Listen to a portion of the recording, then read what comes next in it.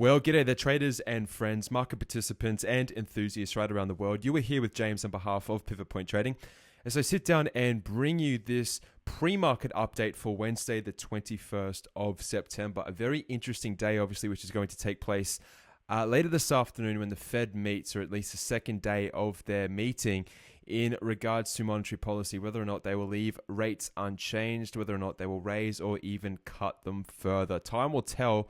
But outside of that very important fundamental backdrop, which is taking place during Wednesday's trading session, we have also a very interesting technical chart pattern, which is set up as well on the Dow, on the S&P 500, and also on the NASDAQ, but it is a little bit of a different pattern. Now, the pattern I'm referring to on the Dow Jones Industrial Average is what we call a wedge, okay? Now, that wedge has been taking place for the past 1.5 weeks. If you pay close attention to my screen right now, a very simple chart pattern, it does indicate that price should continue in the direction of the short-term prevailing trend. Now, since these two peaks, which we've established in July and August, we've seen that sell off 2 Fridays ago. And since this particular candlestick over here, that is that Friday 2 weeks ago, we have been in a very tight range-bound type of consolidation pattern. That is where the wedge pattern stems from. Now, oftentimes, again, this pattern will break in the direction of the short-term trend. That trend at the moment is to the downside. So if I change to my oscillating indicators, you can see that the Stokes is still relatively bearish. The RSI is in negative territory, and the MACD is still firmly bearish. This is letting us know that the prevailing trend at the moment, although it has been very brief and, again, largely moving sideways, is still to the downside. You can see that price in conjunction to the exponential moving averages is that this pattern itself is consolidating or showing up below the exponential moving averages, which is very, very interesting on the Dow Jones Industrial Average. In fact, the 10 has crossed the 50 and the 20 has just crossed the 50 as well, giving us, of course, that exponential moving average confirmation where price is below all three. So a very interesting type of pattern setting up on the Dow Jones Industrial Average. In terms of the S&P 500, again, you can see that similar type of pattern. It's what we call the wedge.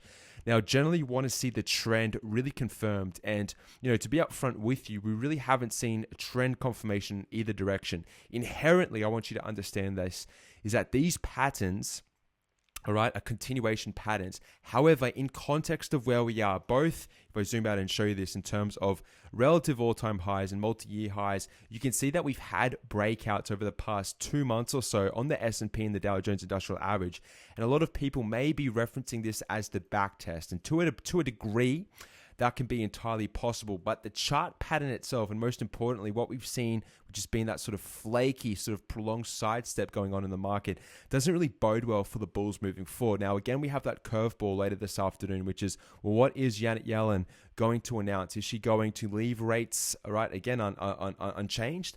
I think that will most likely be the case, or maybe they'll hint at potentially raising or tightening later in the year. I think that to a lesser degree is going to happen. We'll see how dovish she is in terms of that very important announcement. But what I'm trying to get to, or the point which I'm trying to harp on about, is that, look, when you have these fundamental, announcements where market participants don't really know, right, what that information is going to be, you need to remain quite flexible and also quite neutral when you approach the market. So although the pattern itself, again, is at least alerting to us or indicating to us that there is a higher probability that it is going to resolve itself to the downside. And again, that's on the Dow Jones and the S&P 500.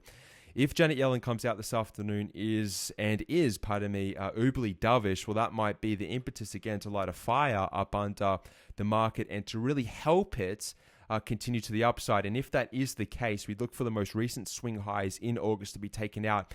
And what will most likely happen is that in retrospect, when we look back at these chart patterns which have happened, or at least the basic 1, 2, 3, which is the breakout, right, the pullback, the retest, and then the bounce, well, then we'll say, it made perfect sense. But at this particular moment, all right, at the current juncture leading into the trading session Wednesday the 21st, it's best, in my opinion, to be very flexible, to be very neutral, and to see what the market reaction is, or the trader's reaction is, to that fundamental information or announcement, which will be relayed later today. Very, very important. The only difference, okay, so I've recapped the Dow, I've recapped the S&P 500. Both are in those very tight wedge patterns, which again indicate short-term that price should continue to sell off and pull back to lower levels.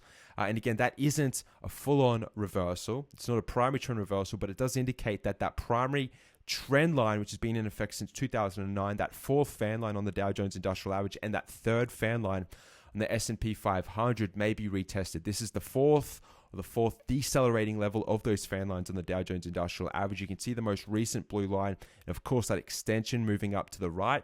Then we'll be looking for price if in fact confirmed, and depending what happens today, if in fact we close and move below 17,970, to move all the way back down to about 17,250. Again, that is not a primary top, but it'll be very interesting to see what happens if in fact we do retest that primary trend line.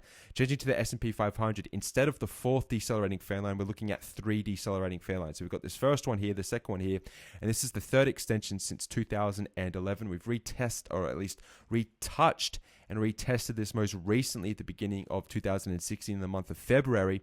Since then, it's been a parabolic move to the upside. We've broken above multiple areas of resistance and have also created multiple points of bearish, otherwise known as negative divergence, which is very important. Also, candlesticks aren't looking all that good on the weekly and the daily charts on the Dow Jones and the S&P and also the NASDAQ, but I just wanted to show you that wedge which is set up as well, and how neutral you need to remain, how flexible you need to be in terms of individual positions if you are in short-term swing trades.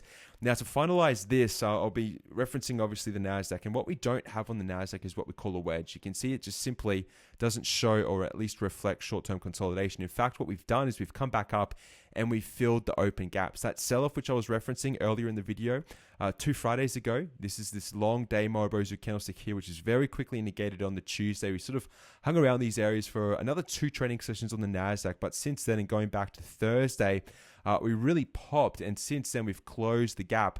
What it looks like is that we're setting up some form of a bear flag. My apologies for that very messy drawing or illustrating tool that I just used to try and show that bear flag, but it looks like that. The problem is that the bearish movement hasn't really got going. The same with the S&P and the Dow Jones Industrial Average. It has been relatively stagnant. On top of that also, which is different, is that the NASDAQ is holding above that 50 EMA. So as I showed you before on those short-term consolidating wedge patterns, price was holding below the 10, the 20, and the 50. In fact, they were below all three, and we had a bearish alignment of the moving average trio. That is simply not the case on the NASDAQ. So that is the divergence going on between the Dow, between the S&P, all right, and of course the NASDAQ. Very interesting, but just a major caution, a major reminder that the market should be moved quite heavily, or at least there should be a material reaction to the announcement later today.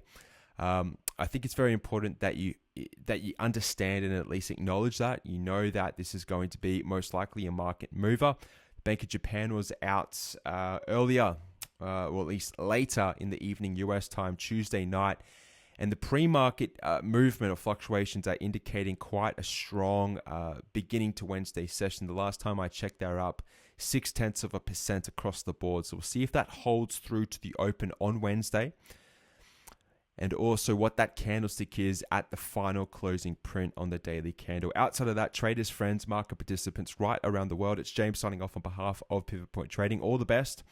I'll see you again soon. Goodbye.